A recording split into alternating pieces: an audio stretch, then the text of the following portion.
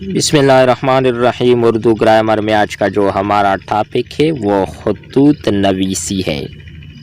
خطوط نویسی کی تعریف دیکھیں۔ دوست، احباب یا دیگر لوگوں کو اپنی گفتگو اور بات چیت لکھ کر بھیجنا خطوط نویسی یا مکتوب نویسی کہتے ہیں۔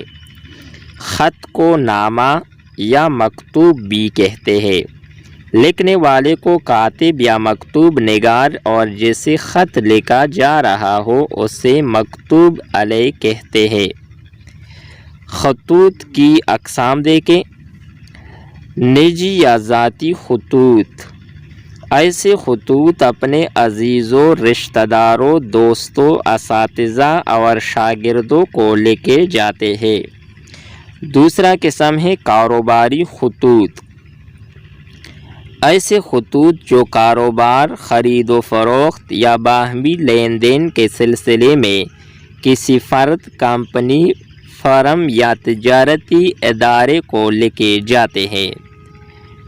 تیسرا اور آخری قسم ہے سرکاری خطوط،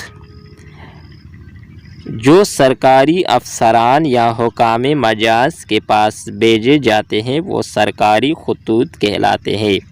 یہ تھی ہماری آج کی ویڈیو جس میں ہم نے خطوط نویسی کی تعریف اور خطوط کی مختلف اقسام کے حوالے سے جاننے کی کوشش کی۔ نیکسٹ ویڈیو کے ساتھ دوبارہ ملتے ہیں۔ خدا حافظ۔